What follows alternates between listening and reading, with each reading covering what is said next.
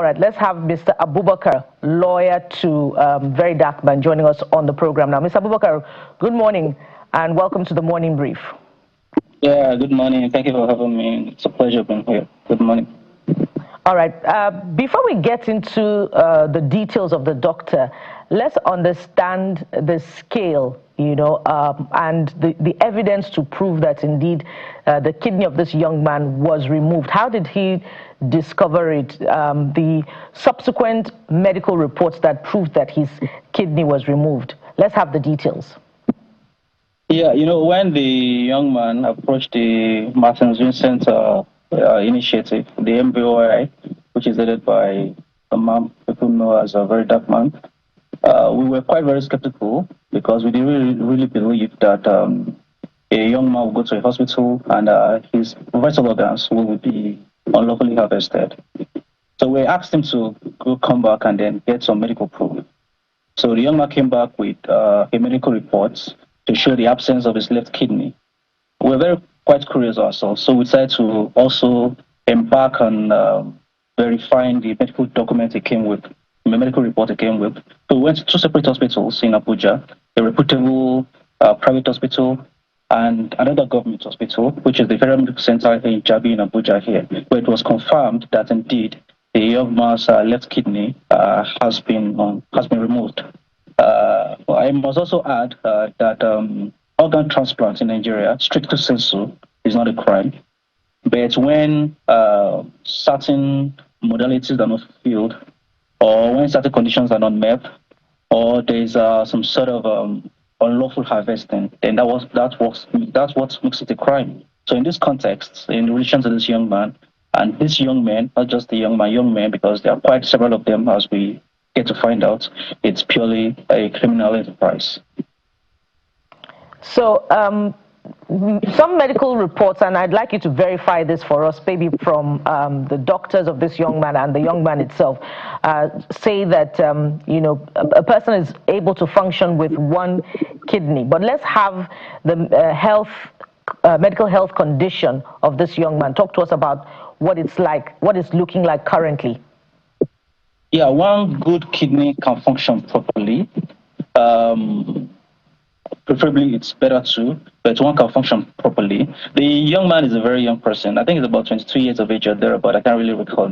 So he's still a very young person. So he still has a very good single functional kidney that can really serve. But in his case, now, the certain procedures were not strictly complied with.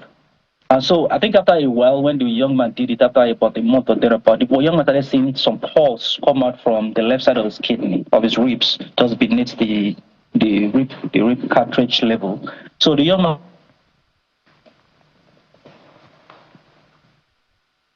now went to open up to his mother and informed the mother that I think he explained to the mother. So I think after the kidney transplant was the kidney was unlawfully harvested, they pleaded with the young man, and I think they gave him $1,300 or thereabout, about 1.5 million naira in Nigerian value at that time. So they gave him just this kind of, okay, just take this and shut up. And then the procedure they also adopted, I think, is quite very fraudulent and then quite very unfortunate. The young man's name was changed by an affidavit where he was given a name which is not his name, just to conceal the criminal enterprise they intended to embark on. So the young man's name was changed, his identity was changed. He was asked to go to a court to depose an affidavit. A lawyer was involved too. He would post an affidavit where these procedures were not carried out in line with international best practices and in line with the laws of Nigeria, particularly the National Health Act, which is the primary law which governs this particular area of kidney transplant and other related issues. And then the NAPTIC parts, the Prohibition Against Persons Act of 2025. So these laws were clearly not complied with in harvesting these particular organs of this young man or these young persons, and that's why it became a legal issue as we have it. So how many, just as a reminder to our audience, how many young men were affected, the victims this time? From what we learned of, a lot of them are quite very skeptical of coming forth because of the publicity it has not generated. But I think quite them. In short, I have it on good authority that most of those boys around Massacre, Nyanya, Maraba, a lot of them are engaged in this unlawful some of those hospitals lure these young men into harvesting their organs illegally without complying with the legal process. But think about 10 or more than that now are involved. But we have coming forth now. That's quite a number. So, in terms of complicity, so where I wanted to go with that question was the fact that is it a question of the young men or the doctors taking advantage of them, or there was a level of consent, so that we're clear on what we're dealing with? Because I'm looking at it based on the total number of persons who are involved. So from your record as a lawyer, these young men did not know that whatever was being done to them was actually about harvesting their organs. Is that what you're saying? This is another form of poverty weaponization. We have vulnerable young men and unethical doctors. Now, these young men are vulnerable in the context that these young men needed money. They are short of funds. You know, we have all sorts of vices in the country that we have today now. So these young men, because they are vulnerable, these doctors they have agents through which they reach out to these young men and they lure them in, and then they harvest their organs and then give them some form of financial inducement after the process. Now, under the law, under the Nigerian law, both Nigerian law and international obligations, which Nigeria is a signatory to, any form of financial inducements that emanates from a particular hospital, medical practitioner, or a would-be donee to an unwilling or even a willing donor, once there is financial inducement or exchange of funds, as you have in this instance, it becomes unlawful. So in this context, these young men were actually approved. They were not told they were harvesting their organs at that time. Some of them went to some of the hospitals for medical conditions, and the hospital now check and discover that they have very good and strong viable kidneys, which will suffice for the intended transplant they want to do. Like in some of these instances, I was informed on good authority that some of these donors, which this hospital sold these kidneys, some of these donees, which the hospital sold some of these kidneys to, pay as high as 50 to 70 million naira. And these hospitals, because they've now turned it into a business, organ harvesting is now a big business in this part of the world. They take these kidneys from these vulnerable young men, some of them underage clearly, and then they give to these persons who require them, and then they take a lot of money from them and give these young persons peanuts without passing through the appropriate legal process. It's just the act of taking a kidney from a person under some sort of inducement and giving it to another person for financial gains is a crime itself.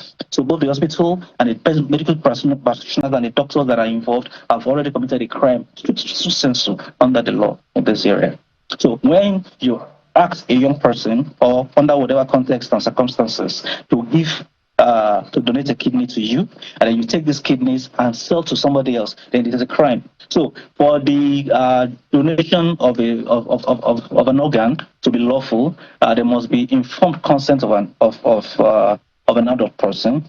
There must also be no form of financial inducement. In this context, there were financial inducement and there was no proper consent. And there was fraud in the sense of forging an affidavits with a different name, just to ensure that the identity of this young person is concealed, because probably they must have foreseen that we'll have this kind of legal issues in the future.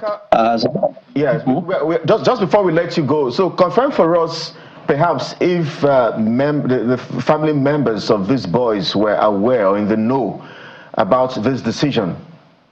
They were not, no family member, and this raises other ethical issues, which we think are quite very fundamental.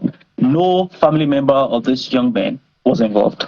None of their parents was carried along. It was after the entire thing boomerang and became an issue that their parents got involved and their parents got to know. So these hospitals just let these young men take their kidney and give them peanuts to go away. I think this is quite unfortunate. It shouldn't be. And since we have a situation, I think it's something we must fight legally within the city. We cannot have such situations in Abuja here.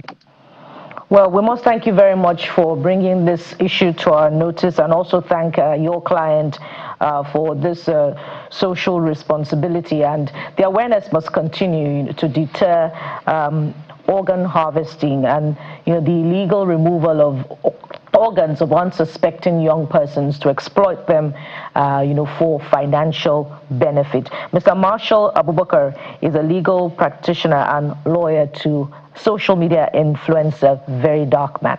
Thank you for coming on the program. Yeah, thank you for having me. It's a pleasure.